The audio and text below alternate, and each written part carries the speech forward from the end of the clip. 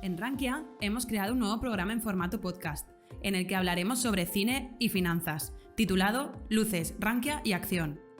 A través del análisis de diferentes películas con esta temática, os ofreceremos un espacio totalmente nuevo de entretenimiento formativo. Accede en el enlace que te facilitamos en la descripción y esperamos que lo disfrutes.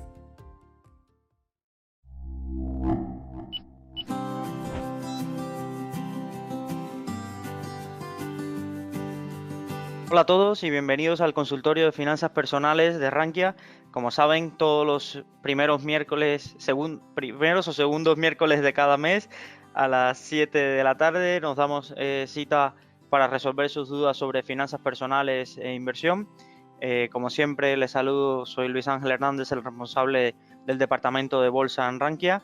Hoy no me acompañarán mis compañeros habituales del podcast, a John Su, responsable de formación, y Samuel Izquierdo, responsable de fondos de inversión, pero tengo la enhorabuena de decirnos que nos estará acompañando Enrique Roca, que ahora mismo se está conectando al webinar, así que cualquier duda que tengáis sobre fondos de inversión, economía global y demás, tendremos a Enrique para solucionarnos las dudas en unos minutos, que se estará conectando y lo estamos dejando todo listo para que se conecte y entre en esta transmisión con nosotros.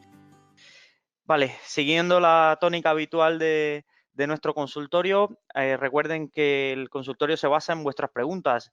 Entonces, tanto las que nos habéis hecho llegar durante este mes como las que nos queréis hacer ahora en directo y podamos ayudaros. Entonces, comenzaremos el consultorio con una breve reseña de lo que ha pasado durante este mes en Rankia. Qué novedades tenemos este mes en Rankia, qué ha pasado el último mes en los mercados, algunas reflexiones que os tengo para compartir, que he ido apuntándome y demás acerca de inversión, sobre oportunidades de inversión y demás, y después las preguntas.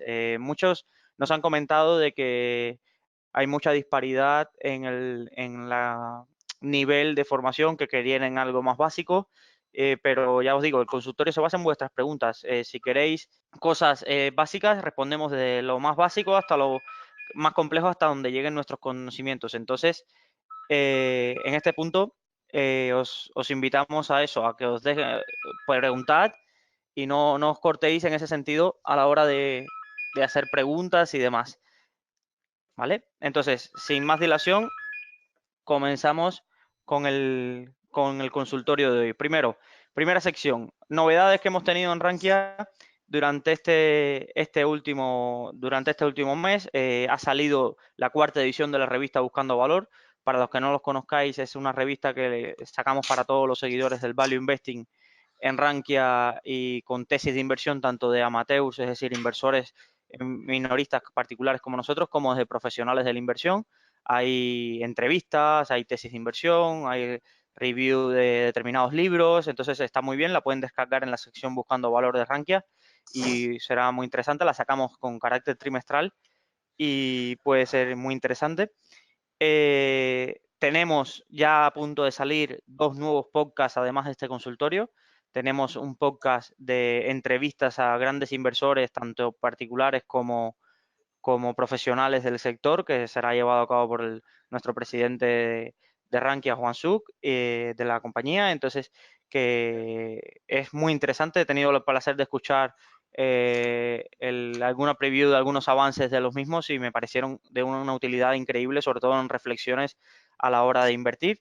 Y pronto verá a la luz, nunca mejor dicho, un podcast donde intentamos mezclar el mundo cinematográfico con el mundo de las finanzas. Intentaremos, mediante una forma más amena, transmitir conceptos de finanzas a través de películas, documentales que puedan serviros de interés, y ya tenemos grabada la primera edición y se están editando para lanzarla en los próximos días.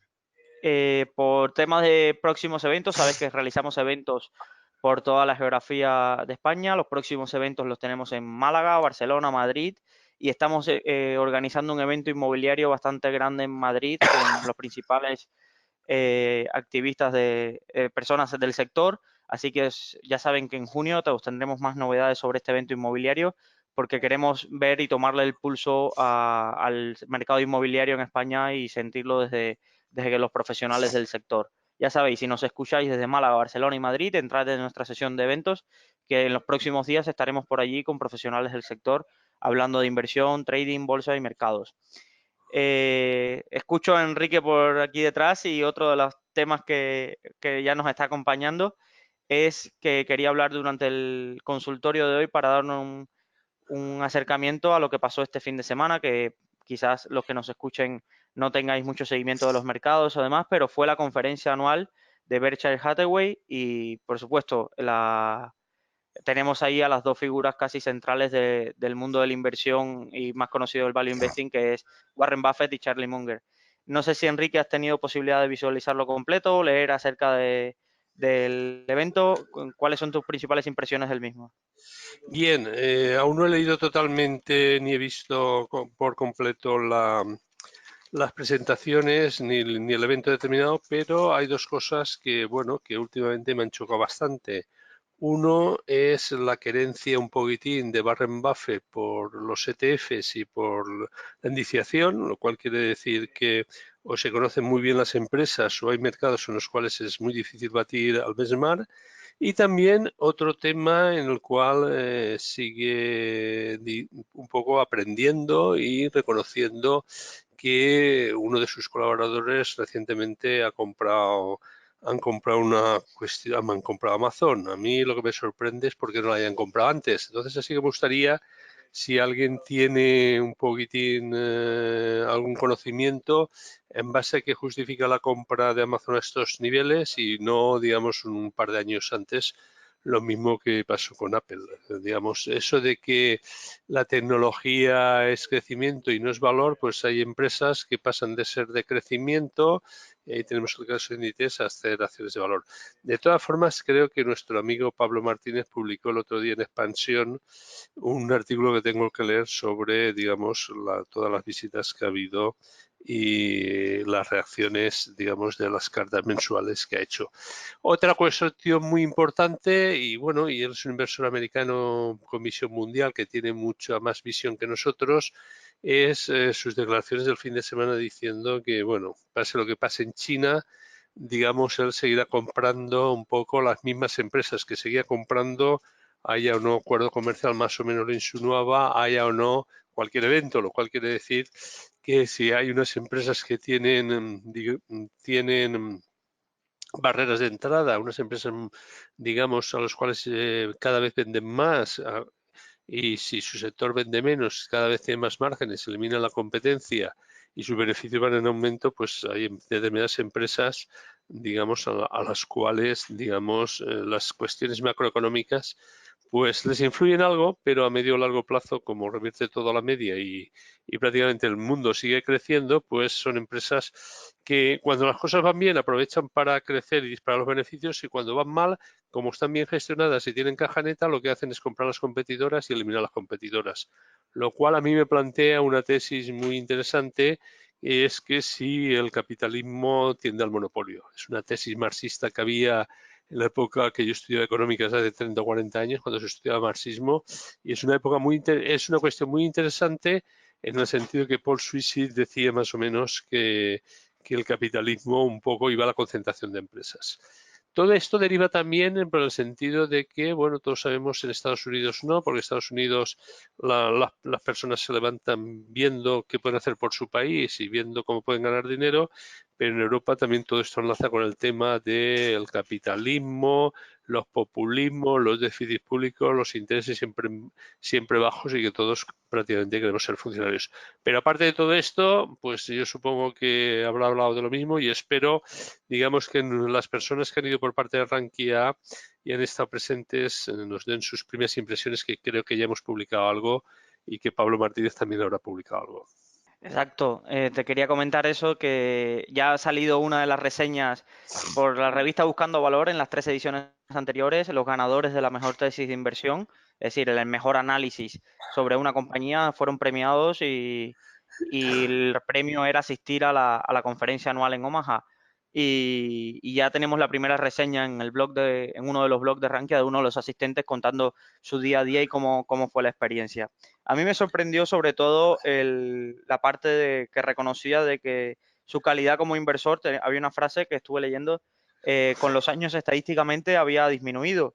pero que lo que ya no, porque ya no llegaba a leer ni a sacar las mismas conclusiones matemáticas, pero que lo que perdía por un lado como inversor en estas capacidades analíticas y demás, lo ganaba por la sabiduría que tenía acumulada a la manera por la experiencia que tiene. Y esto es algo importante, yo creo que entender que muchas veces pensamos que toda la inversión se reduce a grandes modelos matemáticos, grandes Excel, grandes, y hay cosas que son simplemente invertir con sentido común, que lo otorgan la experiencia y el saber entender la parte no cuantitativa de un negocio, sino la cualitativa, que es la parte que quizás muchas veces no se ve de entender el negocio, entender los equipos directivos y demás, donde él quizás ahora es donde más aporta antes que un análisis cuantitativo de a qué PER está o qué flujos de caja se esperan de este negocio.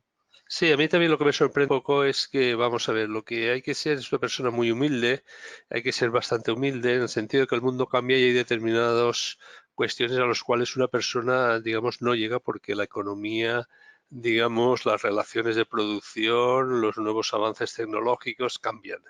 Entonces, esto, digamos, tienes que tener un equipo muy multidisciplinar y no aferrarte a ideas preconcebidas para saber, digamos, hasta qué punto, digamos, tú estás anclado en el pasado, estás anclado en la vieja economía y hasta qué punto la nueva economía, digamos, los avances tecnológicos, la disrupción tecnológica puede ayudarnos, en definitiva, a hacernos una vida más fácil y más cómoda.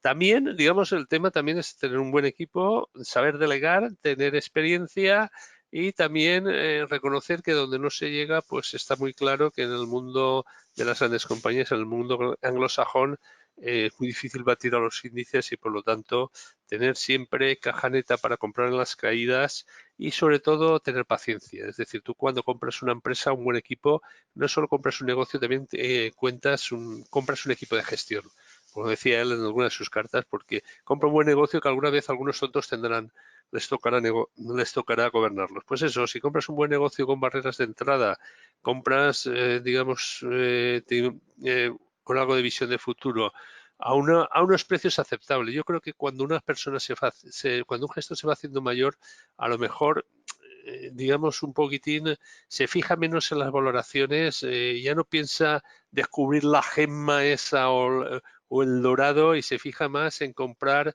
negocios buenos a precios razonables. Es decir, vale más comprar negocios buenos a precios razonables quizá que comprar negocios un poco más mediocres a precios baratos, porque ahí es donde surgen normalmente las trampas de valor.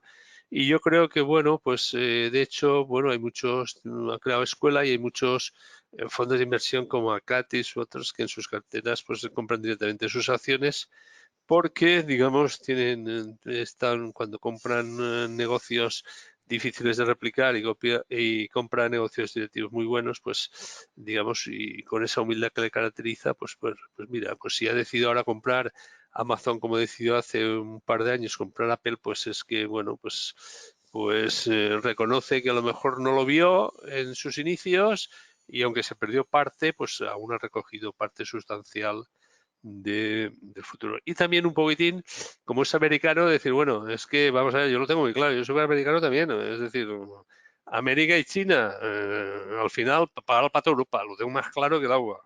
Se anunciará un acuerdo comercial, subirán, no sé, la letra pequeña no lo sabremos, a lo mejor será un acuerdo comercial sucesivo, por tramos, por revaluaciones periódicas, yo qué sé. Entonces, claro, aquí lo que se está dilucidando, digamos, en el acuerdo comercial China-Estados Unidos es quién va a mandar al mundo las próximas décadas. Entonces, de ahí toda la guerra del 5G, Huawei, etcétera.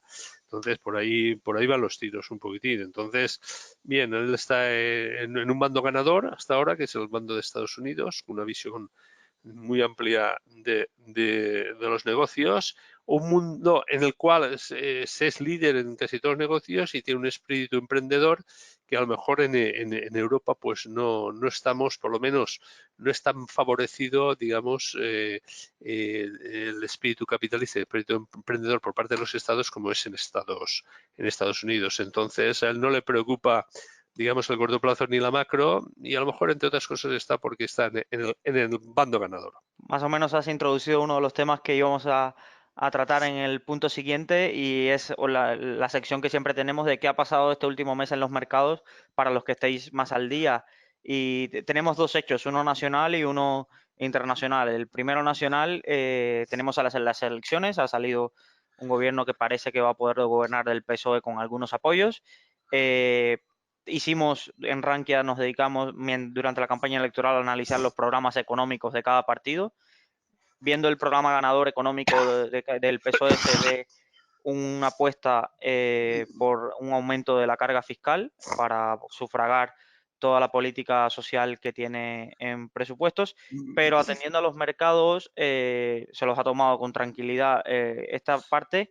En la nacional, la mayor duda que existe ahora es en el plano de las bolsas, si veremos cuándo verá la luz el impuesto a las transacciones financieras, la famosa tasa Tobin, y cuándo verá la luz el impuesto a las empresas digitales, la tasa Google, como también se le llama. Para los que estéis iniciando que este impuesto no es algo, sobre todo la tasa Tobin, quiero referirme ahora, no es algo que sea solo único de España, está en otros países, lo conocerán, en Bélgica, en Francia existen impuestos similares. Lo que pasa y muchas de las críticas que hay acerca de este impuesto es un impuesto que gravará las operaciones financieras, es decir, no te cobrarán a ti como inversor en bolsa o en fondos de inversión directamente un impuesto por cada vez que operes en bolsa, pero el intermediario financiero, es decir, tu broker, tendrá que pagar por cada transacción que opere una cantidad. Al final, la realidad que pasa, y como todos sabemos en nuestro día a día, el intermediario financiero lo que hará es subir sus comisiones y que lo acabe pagando el inversor minorista. Entonces, esto habrá que tenerlo atento, sobre todo los que operen con mayor frecuencia, de que se verá encarecida sus operativas seguro. Es decir, porque si no, eso, los intermediarios no tienen otra forma de repercutir que no sea vía subida de comisiones a los operadores. Entonces, sobre todo para operadores que operen en Bolsa Nacional, verán un encarecimiento en los próximos meses si se llega a aprobar. Lo segundo de este impuesto es que solamente parece que verá afectado a BME, es decir, todo lo que se negocia en Bolsa Nacional fuera de BME reconocían, estuve leyendo un artículo que todavía no tenían el mecanismo para poder cobrarlo. Entonces, ya BME, no, para los que tengáis claro, la bolsa española, por ejemplo, las acciones del Santander o de Telefónica, para los que estéis iniciándose, se negocian a través de BME, que es la bolsa española, pero también se pueden negociar a través de otras bolsas internacionales que, según BME, copian su libro de precios y su horquilla de precios para negociar estas acciones. Entonces, ya estas bolsas internacionales le habían comido un poco la tostada al volumen de negociación que se negociaba sobre España, y si estas bolsas ahora no tienen el impuesto y la bolsa española sí lo sufre, pues aún más caerá BME, y esto se nota en la cotización de BME, que lleva de capa caída, aún a pesar de tener la caja neta que tiene y del negocio monopolístico que tiene aquí en España. Entonces, este es un impacto.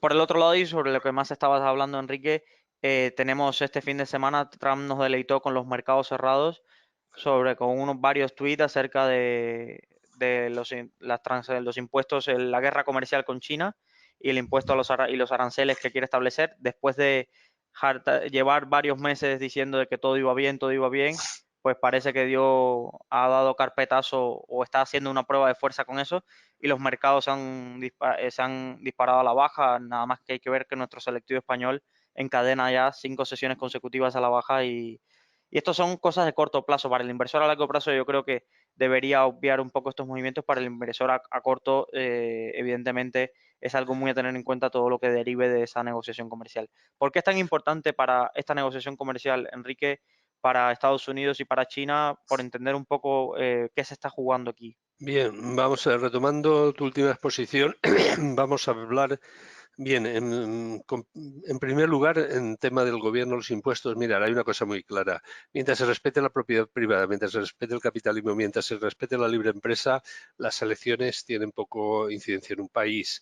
A lo mejor en un determinado sector se aumenta mucho la carga impositiva o se reduce, digamos, las remuneraciones de los sectores regulados, pero independientemente de eso tiene poca influencia porque estamos hablando del chocolate del oro. Ahora nadie discute la propiedad privada y nadie discute que el empleo lo generan las empresas. Eso es algo bastante claro. En segundo lugar, otra cuestión que tenemos que tener muy claro es el tema de la carga fiscal. Mirad, en Europa los ingresos medios o la carga fiscal es alrededor entre el 42 y 45%. En España es el 38%. Se han subido los impuestos. ¿A quién se ha subido? Pues en teoría se ha subido, digamos, a la gente que gana más de 120.000 euros el impuesto sobre la renta. Pero ¿qué pasa? Que en España nadie gana más de 120.000 euros o muy poca gente. A mí es una cosa que bastante me extraña. ¿Por qué? Porque se empiezan a crear sociedades, paraísos fiscales, se empiezan a crear, digamos, instrumentos para hacer opaco tus ingresos. Y de ahí los ministros de los sucesivos gobiernos tienen mucho que decir. Y por otra parte, otro tema que se nos ha saltado un poquitín, nos ha hablado, es que a lo mejor suben el impuesto de rentas de capital del 21 al 25% en función de los ingresos. Por eso, digamos, en la parte de España. El problema de España yo es que antes de modificar el sistema impositivo lo que haría sería que la inspección funcionara correctamente, porque el problema de España no es un problema de que tenemos un gasto público excesivo, sino es un problema de ingresos. En segundo lugar, volviendo a lo de Trump, bueno, Trump está muy claro. Trump lo que quiere llegar es a ver si llega a las próximas elecciones y sin que la bolsa baje. Si ahora a lo mejor Trump diera marcha suelta, llegara a un pacto, digamos, con los chinos, cualquier cosa, pues a lo mejor tendría un efecto que podría hacer subir la bolsa a corto plazo, pero dada la revolución que tiene, a lo mejor bajarla en el medio plazo. Entonces Trump está jugando, es decir, sube mucho la bolsa, pues digo que no. Baja la bolsa, digo que estamos a punto de firmar. Mientras tanto, ¿qué hago para amenazar a los chinos? Pues envío 2 destructores a las islas de entre Japón y China a ver si les mareo y me dicen algo. Pues eso es lo que hay, pero lo que está claro es que lo que se está jugando es el futuro del mundo. El futuro del mundo se está jugando, y es que se está jugando en Venezuela, se está jugando en África, se está jugando en Oriente Medio, y entonces es un problema de a ver quién se queda con la tarta y la pasta. Los demás no pintamos nada, quiero decir. A mí yo recuerdo la conferencia que dio el profesor Lamo Espinosa, digamos, del Instituto Elcano en Forinvest, y decían, señores, aquí ¿dónde va el crecimiento poblacional? ¿Dónde van los recursos naturales? ¿Dónde va la tecnología? ¿Dónde va la población? En Europa, desgraciadamente, no tenemos nada. Invertimos poco en tecnología, la población decrece y recursos naturales pues prácticamente no tenemos. No tenemos petróleo, no tenemos energía. Por lo tanto, lo que se está jugando un poquitín es quién tiene el sartén por el mango y el mango también. Yo, digamos, al final, yo tengo muy claro, al final el proteccionismo va en contra del libre mercado. El proteccionismo, siempre que ha habido épocas proteccionistas en el mundo, hemos retrocedido a nivel global, a niveles de bienestar, pero está claro que localmente, pues los países que tienen el poder de imponer aranceles a los demás y los más fuertes, pues se ven beneficiados. Yo creo que bien, la deslocalización también es un arma también. Lo que hace Trump de poner aranceles, de amenazar a Europa y Estados Unidos diciendo, oye, no pongáis tasas a mis tecnológicas. Porque en definitiva yo creo que al final las tecnologías son las que mandan en el mundo, las grandes corporaciones, y por lo tanto también es un arma de decir, oye, que si me ponéis tasas a mis tecnológicas para financiar el descontento social, para hacer más gasto público, igual os pongo yo aranceles y veremos quién produce. De todas formas, estamos en un mundo tan complicado que el otro día estaba leyendo yo estadísticas del tráfico que hay entre México y Estados Unidos en la producción de coches, y piezas de los coches van y vuelven por la frontera 4 o 5 veces antes de que el coche esté ensamblado. Luego es algo bastante curioso.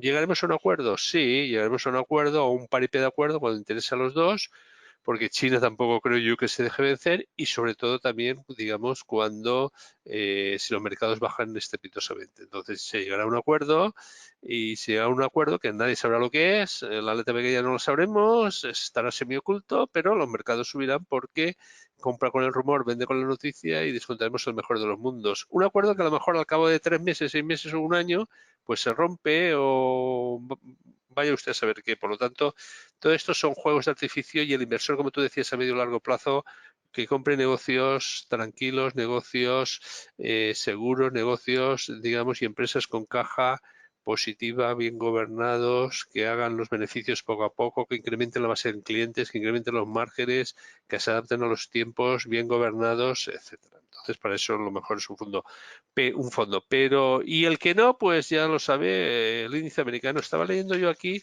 hoy precisamente unos temas muy interesantes. Entre 2009 y 2019, 100 euros en el Stock 600 han pasado de 100 euros a 186 en el Stock 600 y en el S&P han pasado 223. Le saca más de 130 puntos al Stock 600 en la última década. Es decir, le saca 13 puntos anuales de revalorización. El Stock 600 está a 186 y el Stock y el S&P está con una revalorización del 223, está a 323, haciendo base 100,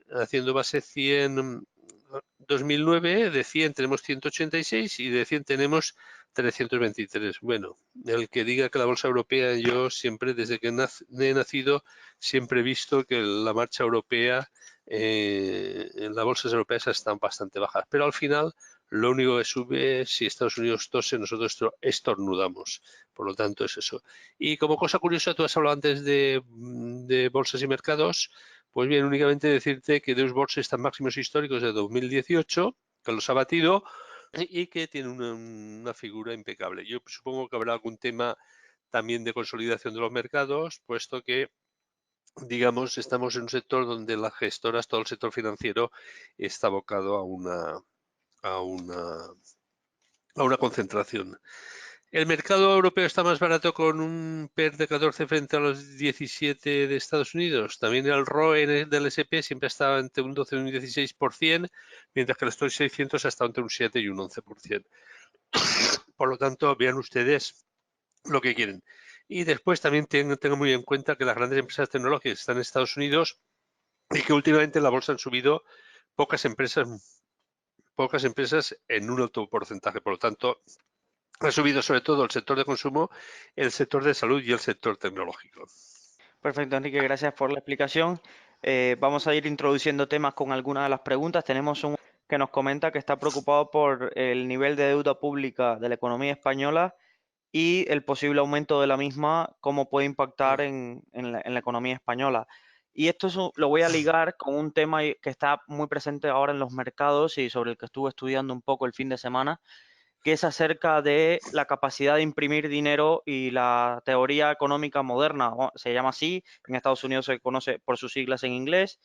¿Y por qué se ha puesto muy de moda? Esto es una teoría que implica que se debe la economía, todas las economías mundiales o una economía que tenga capacidad de imprimir moneda propia, debe imprimir esa cantidad de moneda, inyectarla a la economía para lograr el pleno empleo. Una vez que consiga el pleno empleo, por supuesto, imprimir billetes genera inflación porque hay más dinero circulando, se debería cortar esta inflación vía a través de impuestos. ¿Por qué se ha hecho famosa esta teoría que la llevan profetizando desde después de la crisis económica mundial de 2008 en una universidad, creo que es de Wisconsin en Estados Unidos, dos profesores muy famosos?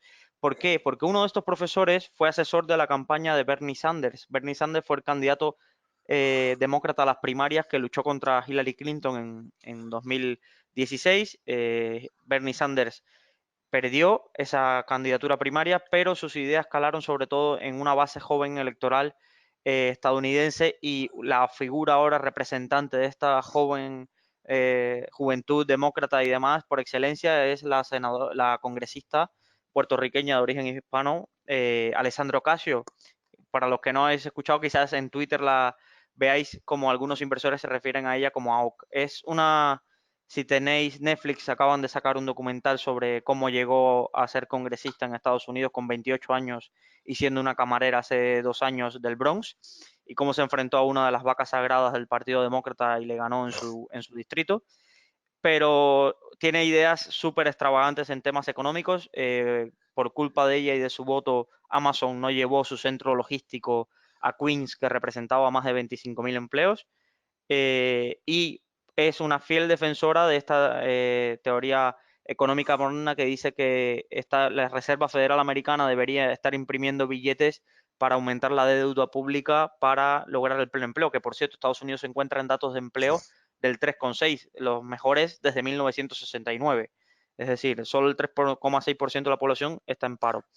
Entonces, y a pesar de esto, defiende que se imprima más dinero para endeudarse, para construir infraestructuras para servicios públicos, sanidad gratuita, etcétera, etcétera, etcétera. Y yo creo que es cuestión de tiempo que estas ideas den el salto de Estados Unidos a Europa. Italia ya está en un 130%, creo, la última vez que miré, endeudada sobre el PIB. Japón no vamos a hablar, y España se encuentra casi al 100% de deuda sobre el PIB.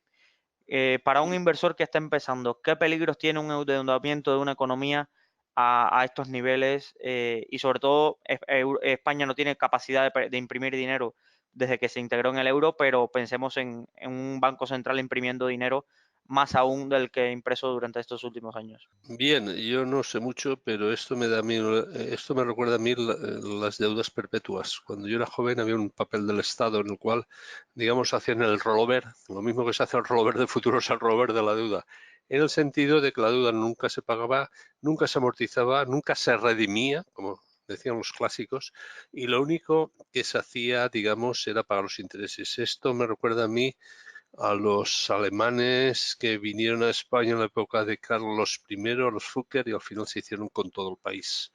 Digamos, sí, nosotros prestaremos dinero a los chinos, nos comprarán la deuda a los chinos, los planes de pensiones, los bancos, las aseguradoras, y los chinos, cuando tengan el dinero, exigirán, digamos, que paguemos la deuda. Yo es una cosa que no entiendo, la nueva moderna, no lo entiendo, y como no lo entiendo, pues no sé, por dos motivos. Uno, porque las deudas se han de pagar, y el que tiene que dar ejemplo es el Estado. El Estado, digamos, tiene el poder del señoraje, es decir, que puede subir los impuestos y con los impuestos pagaba la deuda. Ahora, digamos, dice, deuda, sí, hacemos carreteras, hacemos inversiones, pero dos cosas. El gasto tiene que ser un gasto productivo, que mejore la productividad del país, que mejore el conocimiento.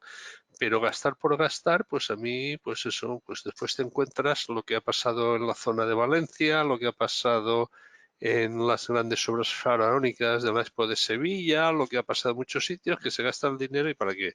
Tiene que haber un control, tiene que haber una utilidad del gasto, y desde luego las deudas deben de pagarse. Hasta que llegue un momento en que los ciudadanos pierdan, digamos, la confianza en los estados y vengan las revueltas. Y no hace mucho tiempo en España decíamos que el dinero no iba a valer, que íbamos a ver una crisis bastante fuerte, la gente se dedicó a guardar el dinero en el colchón, que no sé qué. Es un tema de credibilidad.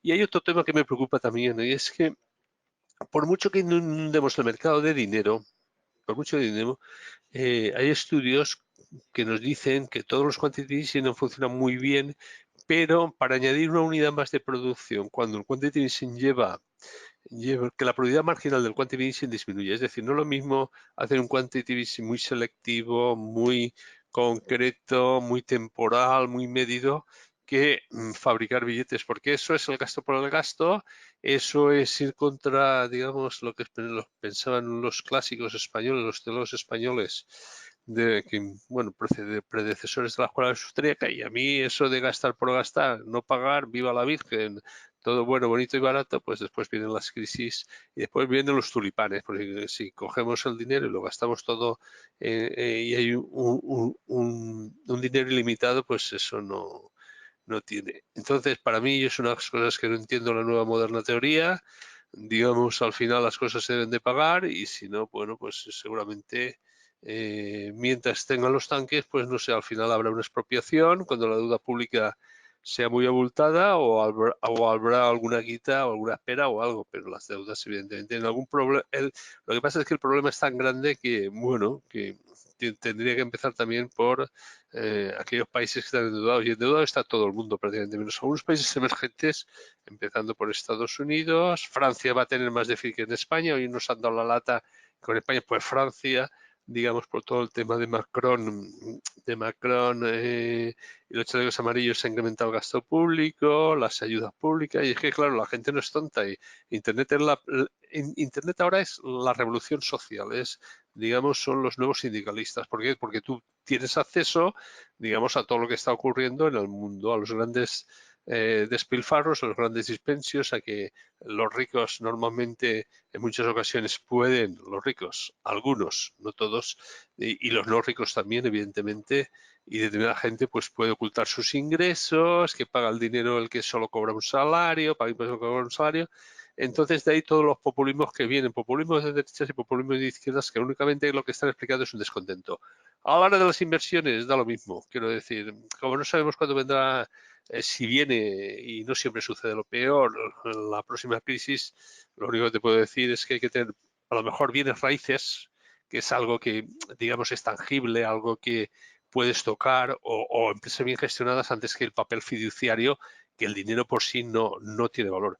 De hecho, yo creo que uno de los grandes, o digamos, una de las grandes fuerzas que se da al Bitcoin, digamos, un poco es que escapa al poder del control de los estados y también que el número que hay por ahí es limitado. Por lo tanto, el dinero ilimitado es que al final no vale nada. Pasará, pues mira, como pasó con los reales de Bellón, que tenían mucho oro, después nada, menos oro, menos plata, cobre, menos cobre, y ahora es un papelito. No sé lo que será después, pero esto puede derivar, digamos, si no se miden las cuestiones, en una cierta revolución social. Pero no sabemos cuándo vendrá, no sabemos qué es lo que pasará. Ha habido otras épocas de crisis económica, estuvo la Segunda Guerra Mundial, la inflación después de la primera, Bretton Woods, no sé, pues eso se nos escapa. Entonces, lo que no depende de nosotros, digamos, prácticamente no vale la pena pensar en ello. Lo que sí está claro es que los bienes raíces y el oro, pues seguramente siempre tendrás algo y siempre podrás, con épocas inflacionistas, digamos, defenderte de la inflación comprando bienes raíces.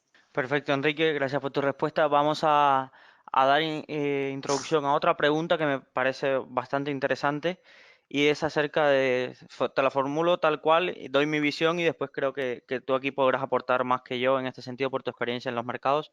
Y la pregunta es, ¿invertir es para todo el mundo? Es decir, ¿todo el mundo debería invertir?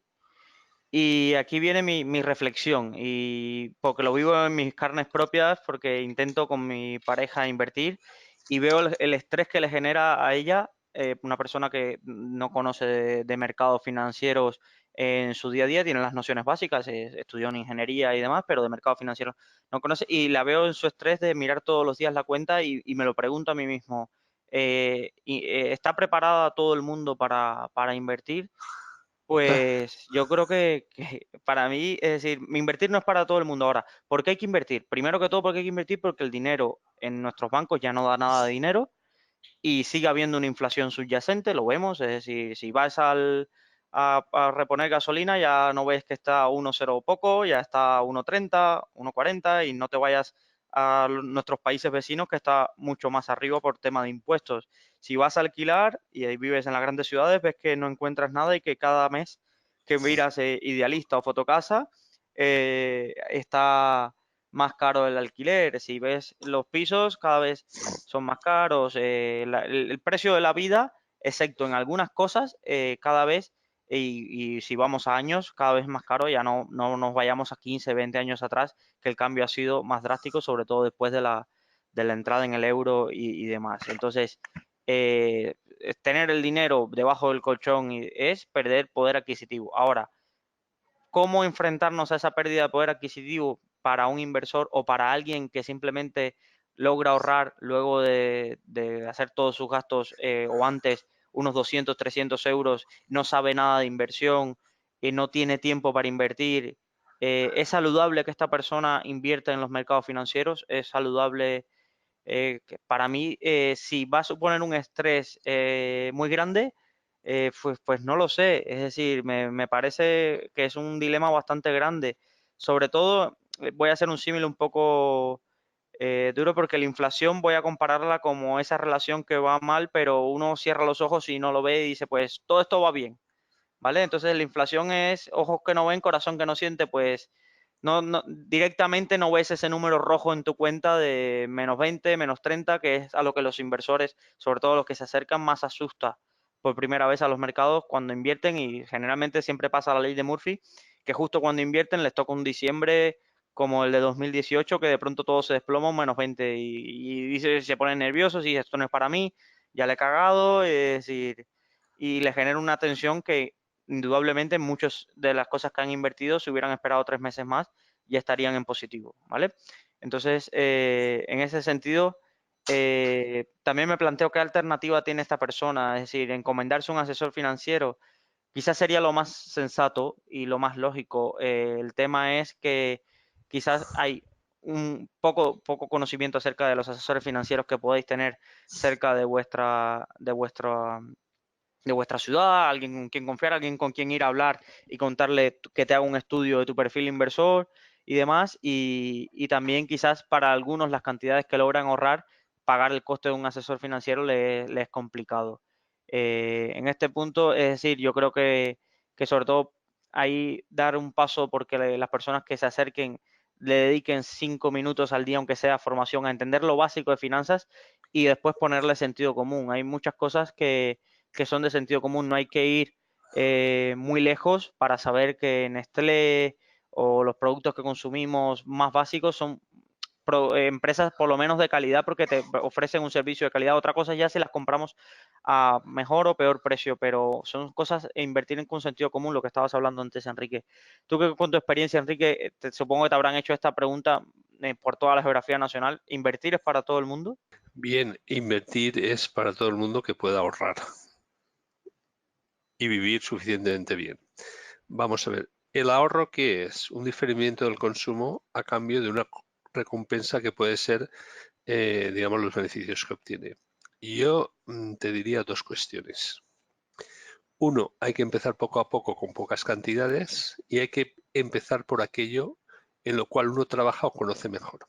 Mira, yo te voy a comentar una anécdota que me pasó a mí cuando iba con mi mujer a comprar la carnicería los viernes por la tarde, a Máximo.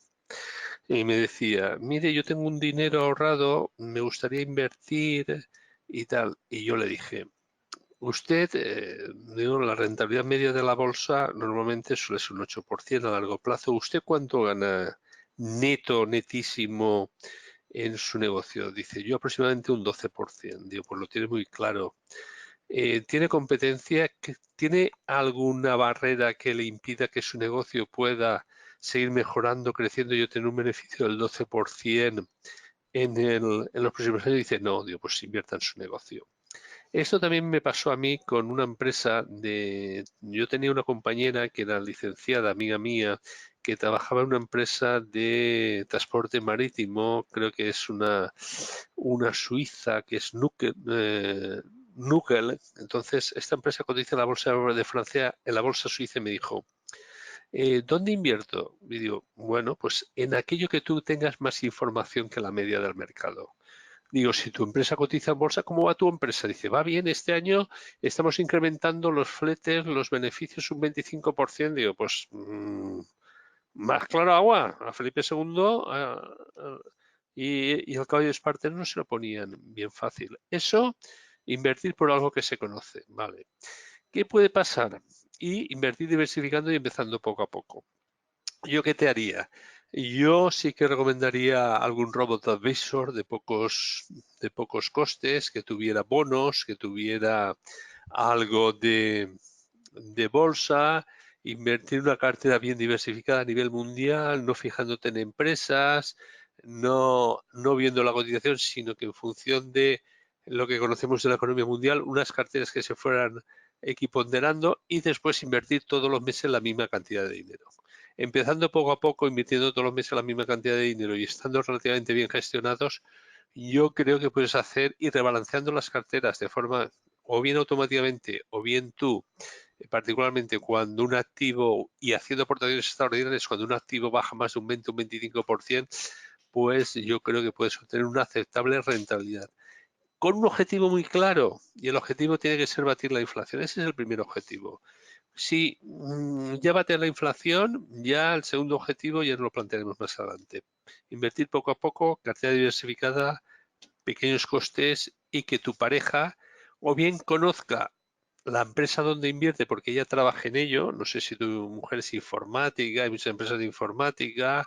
Por ejemplo, todo el mundo conoce a SAP, todo el mundo, quiere decir, o Sopra o Atos, o invertir en el negocio o en una cartera muy diversificada con rebalanceos periódicos, con aportaciones periódicos y poco a poco. Es algo muy sencillo. Si tú no sabes, digamos, en 2 minutos, explicar a tu mujer ¿por qué compras una empresa o una acción y no lo sabe explicar? Y ella no lo entiende, invierte en un índice, en una cesta y o en un ETF diversificado. Eso lo hacía muy bien Peter Lynch. Peter Lynch era el que iba a los supermercados y veía con su mujer cómo evolucionaban los determinados productos en las estanterías y cómo a lo mejor un producto que estaba un mes, unas medias que estaban a lo mejor un mes a escondidas, al cabo de 2 meses estaban, digamos, en primera fila del mostrador y todas las mujeres se lo llevaban. Y Peter Lynch preguntaba a su mujer, ¿y esto por qué? Pues un poquitín, yo no te digo que hagas eso, pero sí que la mujer le contestaba las virtudes de esas medias y tal. Entonces, un poco, pues, o entra por los ojos y tienes más conocimiento o invierte en una cartera diversificada poco a poco y con aportaciones periódicas y también con algo que te dé rentabilidad por dividendo. La rentabilidad por dividendo es algo que normalmente ayuda mucho en las bajadas porque constituyen un cierto colchón bastante importante, sobre todo si el payout es bajo y se paga el dividendo con beneficios ordinarios. Esto creo que has dejado ahí al final de tu exposición algo muy interesante y es que lo que comentabas de que las ideas de inversión muchas veces están más cerca porque había otra pregunta que teníamos acumulada que dónde buscábamos ideas de inversión y las ideas de inversión a veces están mucho más cerca y en nuestro día a día más habitualmente de lo que pensamos. Por ejemplo, ahora parece, a hoy 2019, todo el mundo que Instagram es la aplicación de Facebook es un exitazo, pero a que todo el mundo podía ver hace meses o un año y se puede ver en la cotización de Facebook el impacto como ya todo el mundo tenía Instagram, todo el mundo era ahí colocando su día a día y al final todas estas empresas tecnológicas, su base de usuarios es su manera de hacer dinero porque al final lo que son plataformas publicitarias. Pero voy a poner un ejemplo. ¿Cuántas personas hace 4 o 5 años, desde hace 4 o 5 años, su último vuelo siempre ha sido con Ryanair? ¿O siempre estoy comprando en Zara y no compro H&M porque no me gusta lo que ofrecen o demás? Entonces, todo esto son oportunidades de inversión que te pasan o lo que has comentado, empresas o sectores donde se trabajan. En este caso, mi pareja trabaja en Everis, que es una compañía, una consultora, y mirando por encima no cotiza, pertenece a una empresa japonesa, una matriz japonesa que es NTT Data y ya me queda lejos. Es decir, cuando yo analizo la compañía, si tengo que analizar la matriz, es una matriz japonesa, ya me queda lejos. Pero Sí, viendo pero el negocio de las consultoras, me claro, da mucho a entender cómo funciona para cazar otras ideas de mira, inversión en las consultoras. te voy a dar dos ideas. Hay una empresa londinense que se llama ITE, como si fuera impuesto de tráfico de empresas. Esta empresa londinense, digamos, lo que se dedica es a hacer seminarios y hacer congresos. Un poco, muchas veces, lo que hacemos también en Rankia. Trabaja con márgenes del 40-50%. Se dedica a organizar congresos y a organizar seminarios en países, sobre todo en Rusia, en países del este de Europa. Pues una oportunidad de compra se presenta muy claramente cuando la situación económica de estos países, Rusia y países emergentes, satélites, fue a menos por la caída del precio del petróleo. Entonces la gente exageró las defensas y las barreras que tenía IT, digamos, para defenderse eso y, digamos, hundió la cotización. Es una empresa, digamos, que la han tenido grandes empresas de valor y que hay que vigilar porque es una generadora de caja neta y además ahí con poco capital físico, porque montar un congreso no requiere mucho capital físico, digamos, con poca inversión, pues los márgenes y los ROE son bastante importantes. Y hay otra empresa que creo que sí que cotiza, que es todo el tema, por ejemplo, Mitchell Page, todo el tema de consultoría, todo el tema, digamos, de Reclutamiento de consultoría. personal. Sí, Michael Page y todo Exactamente. esto es reclutamiento de personal, sí. Exactamente. Y también, bueno, reclutamiento personal y también cazatalentos, también dirección de empresas, también sistemas de retribución, todo esto que hace avanzar las empresas, pues también funciona eso. ¿Cuándo hay que comprar este tipo de empresas? Cuando hay crisis económica. Hayes, por ejemplo, es otra empresa. También, por ejemplo, la que da los ratings, SP, también es una gran empresa. Entonces, estas empresas que necesitan poco capital físico y todo es capital intelectual, tienen márgenes muy grandes y hay que comprarlos en épocas de cierta crisis económica. Lo mismo que la tecnología. La tecnología siempre hay que tener, siempre hay que comprar empresas de informática, pero sobre todo cuando vienen mal dadas. ¿Por qué? Porque es la forma de ahorrar costes. Entonces, cuando vienen mal dadas, sobre todo, y que muchas veces también les tocan las cotizaciones a las empresas informáticas. ¿Por qué? Porque reducen costes significativamente y son cosas que siempre van a ir a más. Yo el otro día estaba comentando con mi hermana, que es de anatomía patológica, esta empresa del que comentamos el otro día del mercado bursátil, que te hace es por las noches envía todos los análisis a América Latina, mientras aquí los médicos pues están durmiendo o no tienen los turnos normales, sino que se queda alguno de guardia y ahí te los analizan y la facturan a precio de aquí. Pues son cosas que entran por los ojos, y a poco que estén bien gobernadas, pues son cosas que es lo que hace avanzar el mundo. Perfecto. Pues avanzamos. Otro punto que quería decir es que también ahora que cada vez viajamos más, en los viajes se saca muchísima información de oportunidades de inversión simplemente con estar un poco atento y mirar a tu alrededor y ser un poco curioso y después de regreso de tu viaje buscar información acerca de si la compañía que viste que tanto te gustó, tanto te sirvió o la tendencia que viste en un país sirve para algo. Lo comentaba con Enrique durante esa semana, que la semana pasada por temas de trabajo y después por un poco de ocio, por había puente y demás, pude estar por Portugal y me sorprendió gratamente. Ya había escuchado y había bastante ruido en los periódicos financieros y demás acerca del milagro económico portugués y me sorprendió bastante y claro, al regreso estoy escribiendo un artículo que espero publicar la semana que viene y acerca de mis impresiones de allí y de las ideas y las empresas que creo que allí están marcando la diferencia. Pero así, en Europa tenemos la posibilidad de que por muy barato conocemos toda Europa y casi todos estamos teniendo la posibilidad de conocerla, los que tenemos la suerte de tener un empleo y en ese sentido está muy bien, es una fuente de ideas inagotable. Pasamos a una pregunta y es una reflexión que nos hace un usuario de, soy el único que me equivoco cuando invierto, ¿por qué nunca leo errores de inversión en las Ah, demás? Y yo te sí, puedo dar aquí Enrique te muchos. dejo. Yo te puedo dar muchos. Por ejemplo, yo tengo 3 o 4 muy sonados. Primero, hace 6 meses mi hijo dice, papá, vende las Apple. Digo, ¿qué Apple? Dice, las que cuando entré a trabajar te dije que compraras. Hará 7 años. Yo, como no conocía Apple ni me fiaba de mi hijo, no compré Apple.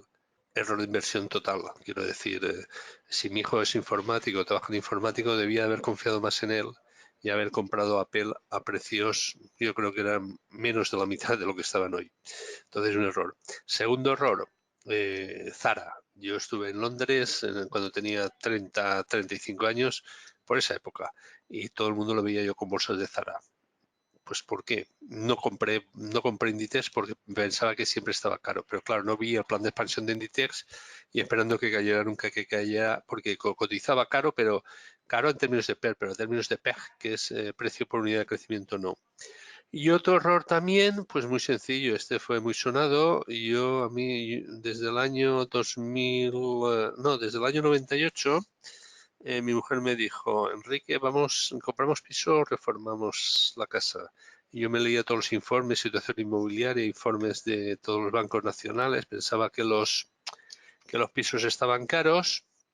Y claro, mi hermana compró un piso que le costó muy barato y todos los domingos cuando íbamos a comer en casa me decía, el piso de al lado se vende, y siempre subía de precio. Y mi mujer me decía, ¿y tú eres el que entiende de economía? Mira que la inversión que ha hecho tu hermana. Digo, pues me alegro mucho por ella. Y nada, y eso es lo que era. Y después, claro, compré piso para mi hijo en máximos históricos en el 2007. ¿Cuál fue el fallo? Tanto analizar estudios, tanto analizar balance de situación, tanto analizar esfuerzo fiscal, no vi, digamos, lo que si hubiera cogido el metro lo hubiera visto, que es que la gente, mucho inmigrante venía a España y lo que hacía era comprar casas de 50 a 60 metros, los que tenían casas de 50 a 60 metros compraban de 80, los de 80 a 100, y el ritmo de crecimiento de las hipotecas y la construcción pues estaba creciendo a tasas del 20% anuales. Bueno, ¿qué le vamos a hacer? Aprender de los errores y si no, pues ya sabemos, diversificar intentar controlarse, ver, coger el metro, hablar con la gente, tener algo de sentido común y si no, diversificar. Pues son 3 errores que yo creo que, bueno, han sido errores relativamente grandes, pero bien. Aprendiendo, muriendo y aprendiendo.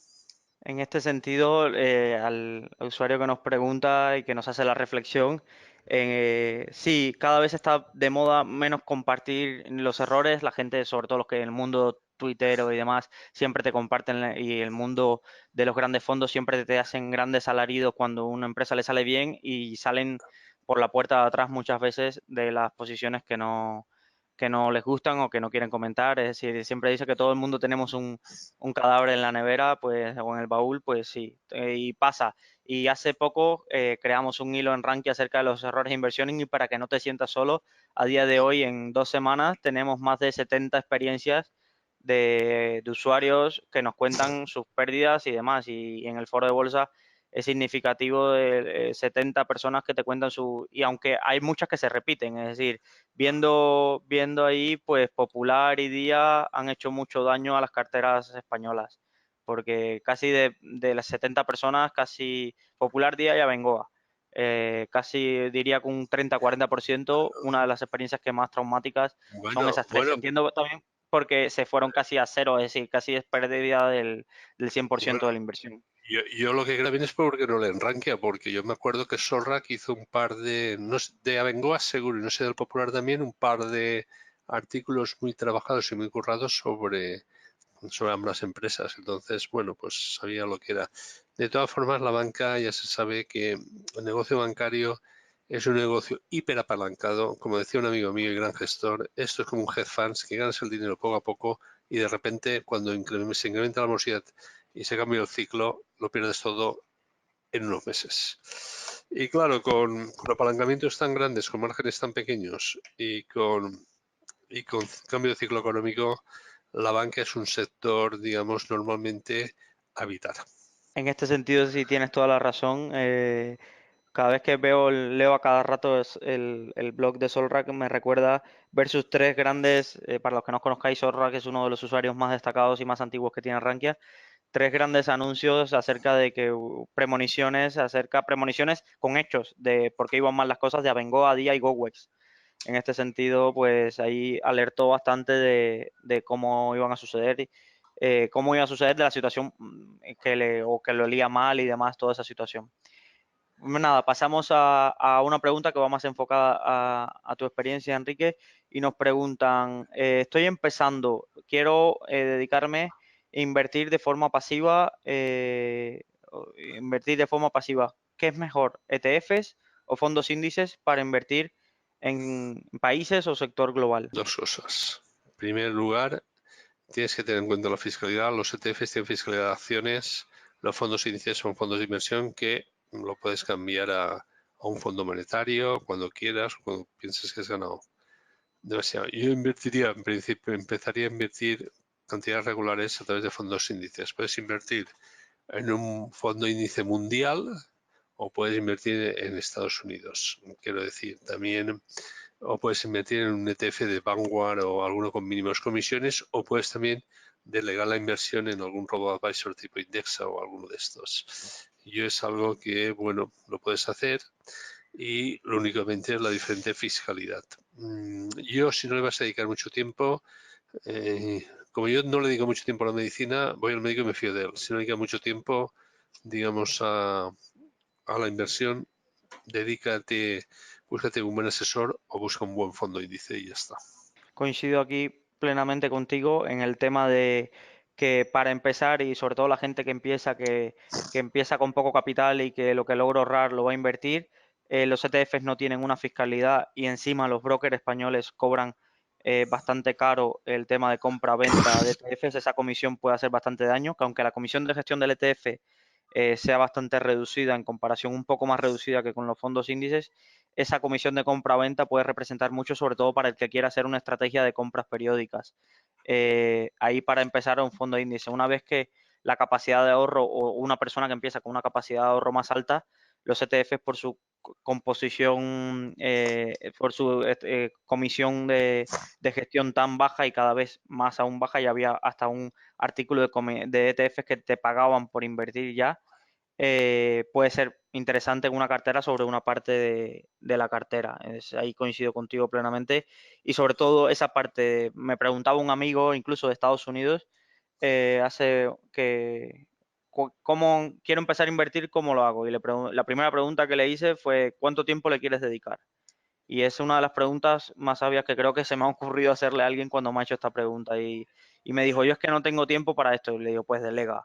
O busca un asesor financiero o busca un robo-advisor que te hará tu perfil de inversión y te creará una cartera acorde a tu... ¿Esto implica que vas a tener éxito en bolsa? Pues a largo, depende el horizonte temporal que tengas. Lo que hemos tenido en la historia es que a largo plazo la bolsa ha subido. Si tienes una cartera, como dice Enrique, que incluso tenga compañías con ponder que te reinviertan el dividendo o que reinviertan los beneficios o que te repartan jugosos dividendos, poco puede ir mal. Poco puede ir mal a largo plazo. Es decir, a corto plazo tendremos los vaivenes y demás. ¿Quién se acuerda ahora, quién mira ahora los índices como estaban en 2008 y cómo están ahora? Yo siempre se lo digo a alguien que hubiera perdido la contraseña de su cuenta de banco en 2006 hubiera sido de las personas más afortunadas del mundo, uno de los errores más afortunados del mundo, porque hubiera caído, quizás esa persona se hubiera puesto nerviosa, se hubiera vendido y hoy quizás se hubiera recuperado muy, muy buena parte y sacado, si hubiera estado un ETF del S&P 500 o alguno de estos índices ganadores a nivel mundial. Una última pregunta, Enrique, que tenemos y sobre todo un consejo nos preguntan, ¿qué opinas de las megatendencias? Invertir en agua, invertir en robótica, invertir en salud, por el envejecimiento poblacional. ¿Deberíamos invertir en megatendencias geográficamente o simplemente en megatendencias? Dos cuestiones. Yo prefiero los fondos globales a los fondos regionales, sobre todo los fondos globales, si el equipo de gestión está radicado, digamos, en diferentes zonas geográficas. ¿Por qué? Porque se comparan productos y se comparan, digamos, precios. Entonces yo prefiero fondos globales a fondos, digamos, fondos globales gestionados por equipos veteranos. Bueno, escribir un artículo sobre el tema, sobre características de un gestor de un fondo de inversión. Fondos globales con equipos veteranos que hayan pasado crisis y en los cuales, digamos, el fondo tenga sus carteras o haya por lo menos 3 o 4 personas que tomen las decisiones en el sentido de que se rebatan unos a ellos, unos a otras. Porque si no, los fondos en los cuales, digamos, solo tienen un único elemento decisorio, solo decir una persona, puede llevarse a errores o puede llevarse a sesgos en los cuales esa persona conozca muy bien un determinado producto o conozca muy bien una determinada zona geográfica, pero no conozca tan bien, digamos, el conjunto de la entidad. Y por eso el tema de sus carteras yo creo que es un tema que funciona bastante bien. Las megatendencias funcionan bien, pero también hay que ver el equipo que hay detrás de megatendencias. Las megatendencias han tenido pues ciberseguridad, telemedicina, envejecimiento de población. Son fuerzas conductoras. Son el futuro. Bueno, el futuro llevado al presente. Pero hay que ver las valoraciones. Es lo mismo que la tecnología. Siempre hay que tener megatendencias, siempre hay que tener tecnología, siempre hay que tener futuro, siempre que hay que invertir en países emergentes, pero después están las valoraciones. Y ahí es donde, y la selección de empresas, y ahí es donde el equipo, el selector de fondos, el gestor de fondos, tiene todas las que decir. De todas formas, digamos, hay fondos de megatendencias que lo hacen siempre bastante bien. ¿Por qué? Porque es el futuro. La telemedicina es el futuro, la nube es el futuro, el coche eléctrico es el futuro, la inversión social realmente es el futuro, cada vez somos más ancianos, entonces hay temas, digamos, la tecnología nos ayuda, entonces son temas que claramente ganadores siempre que los compremos a precios relativamente baratos y siempre que tengamos un horizonte temporal largo.